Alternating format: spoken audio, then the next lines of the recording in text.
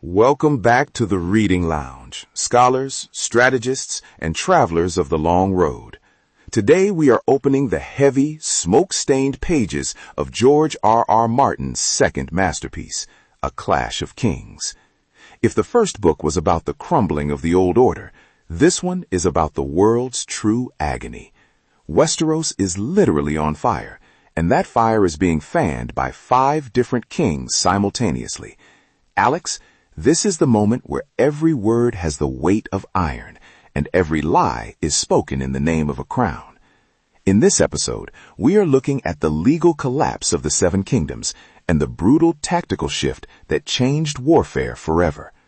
Are you ready to deconstruct this chaos and see what truly lies beneath the shadow of the throne?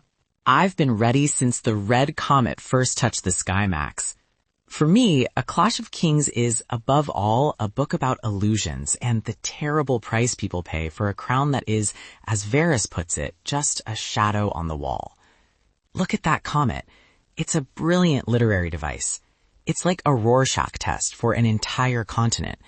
For Joffrey, it's the crimson victory of the Lannisters. For the Tullys, it's the red blood of Ned Stark. For Daenerys in the East, it's the sign of her return. But in reality, the comet is just a cold stone in the sky. It's humans who spill the blood in the name of their interpretations. We have 5 kings, Stannis, Renly, Joffrey, Robb, and Balon. Each believes they are right by their own set of laws. Stannis follows the strict line of succession. Renly relies on charisma and gold. Robb fights for the self-determination of the North. What's fascinating for us today is that there is no clear hero. We see the tragedy of Stannis, who wants to be so just that he loses his humanity, and the vanity of Renly, who treats war like a tournament until a shadow comes to collect his debt. Let's zoom in on Stannis Baratheon.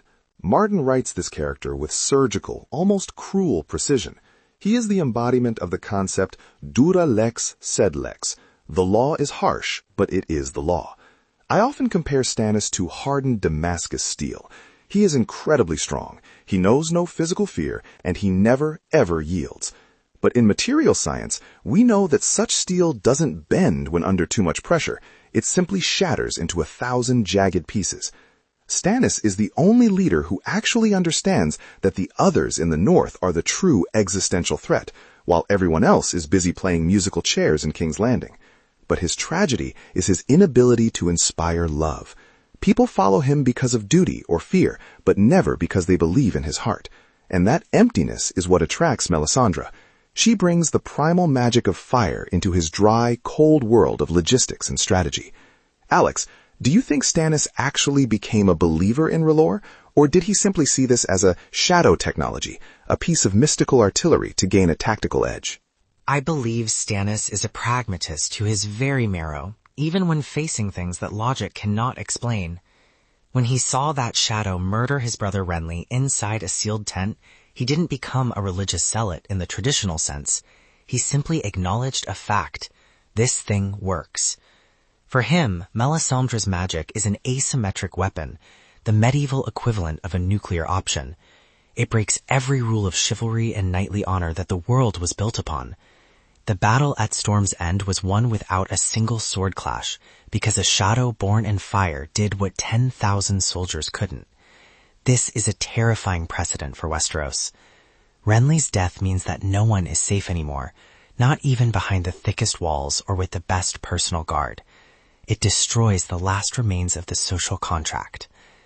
But while Stannis and Melisandre are playing gods on Dragonstone, Tyrion Lannister is in King's Landing trying to save a city that hates and despises him. His work as the acting hand is a pure intellectual feat. He's fighting a war on 2 fronts, the external one against Stannis' fleet, and the internal one against his own sister, Cersei, the chaos in the streets, and his own lack of self-confidence. Tyrion in this book is a strategic genius forced to operate under a catastrophic lack of resources. His political maneuvers with Cersei and the council are like a high-level chess match where he's playing 10 boards simultaneously. But let's look at his preparation for the Battle of the Blackwater from the perspective of military engineering and siege psychology.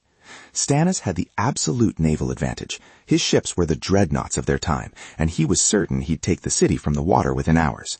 But Tyrion understood the core principle of effective defense. Don't try to be stronger than your enemy where he is strongest. Fight where he doesn't expect to hit. His massive iron chain, hidden under the waterline, turned the river into a locked death trap. And the wildfire, Alex, that is a true nightmare, the equivalent of napalm or Greek fire, but amplified by the return of magic. Green flames that cannot be extinguished by water, consuming flesh and wood with the same fury. Tyrion used the momentum of Stannis' own fleet to squeeze them into a narrow bottleneck.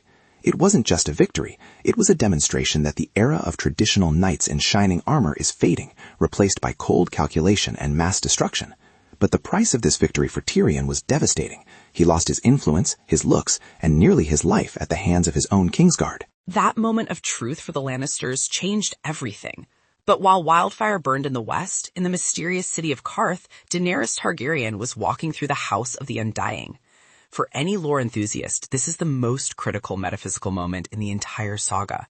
These aren't just hallucinations. This is a glimpse into the fabric of destiny itself. Daenerys sees visions that we've been decoding for decades. A blue flower growing from a chink in a wall of ice, clearly Jon Snow's origin. A feast of corpses presided over by a man with a wolf's head, a direct prophecy of the Red Wedding. Martin planted so many hooks there that they drive the tension of the plot even today. Daenerys realizes that her path as the mother of dragons isn't about a chair in a throne room. It's about a fire that must cleanse the world. She becomes the breaker of chains in her mind long before she frees the first slave, because she breaks the chains of her own past. Her dragons are living magic, and their presence changes the very physics of the world. While the lords are fighting over chairs, the world around them is becoming magical, dangerous, and unpredictable again. The House of the Undying was her point of no return. She stopped being just a girl of House Targaryen and became a force of nature. The House of the Undying transforms the political thriller into a cosmic myth. But let's look back north for a moment, where another tragedy is unfolding, one that cuts just as deep. Theon Greyjoy. Alex, this is a masterclass in internal conflict leading to total catastrophe. Theon is a man who had his home stolen from him twice. He's too stark for the Iron Islands, where he's mocked for being soft, and he'll always be an outsider in Winterfell. His decision to seize the Stark castle is a desperate, bloody attempt to prove his worth to a father who doesn't love him, and it results in total moral suicide. He burns the home that raised him. He betrays Robb, who was like a brother to him. Through Theon, Martin shows us that betrayal isn't just a tactical move. It's the destruction of your own identity. His journey in this book is the fall from a proud prince to a broken exile. It highlights the central theme of A Clash of Kings. In this War of Five Kings, everyone loses. Every castle seized, every throne claimed becomes a weight that drags the hero down, because power built on the blood of friends offers no stability. It only creates more enemies. I couldn't agree more. Theon is the tragic mirror of the war. In parallel to this, we see the war through the eyes of Arya Stark at Harrenhal. This is such a powerful contrast.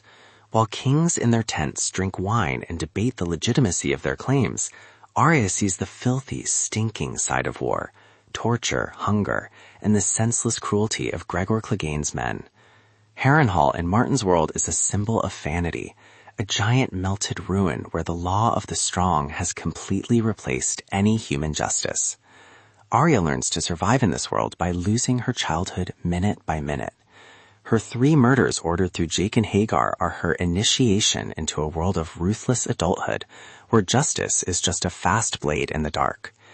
Martin reminds us that while we analyze grand strategy, thousands of ordinary people are just trying to live until morning in burned-out villages. And the book's ending leaves us in a state of absolute dread. The Lannisters might have won at the Blackwater, but in the far north, forces are waking up that make all these kings look like dust. The battle at the Fist of the First Men, where the Night's Watch meets an enemy that swords cannot stop. This is the beginning of the real winter, before which all the Games of Thrones are just children's toys that will soon be forgotten. Wrapping up A Clash of Kings, we see that power is indeed a shadow on the wall, just as Varys pointed out.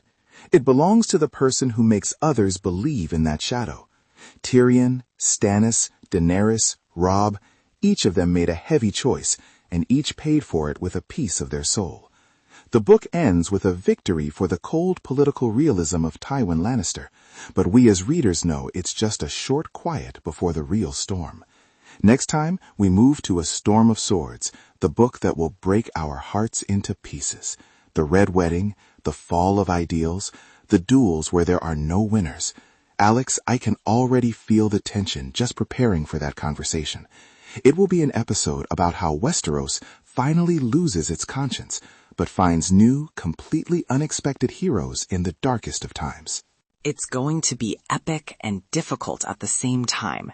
Thank you to everyone who spent time with us today in our lounge. We truly appreciate your attention and your desire to dig into every detail, every tactical map, and every movement of the heroes' souls with us. Read the books. Don't be afraid to find your own meanings between the lines. And remember, true strength isn't in a golden crown. It's in knowing what you are truly ready to fight for until the very end. Winter is already breathing down our necks, but as long as the fire of discussion burns in our lounge, we hold the defense of knowledge. See you in the next episode of the Reading Lounge, where we deconstruct the real storm of Westeros. Keep your minds sharp and your hearts warm. Goodbye, and until next time in the world of ice and fire.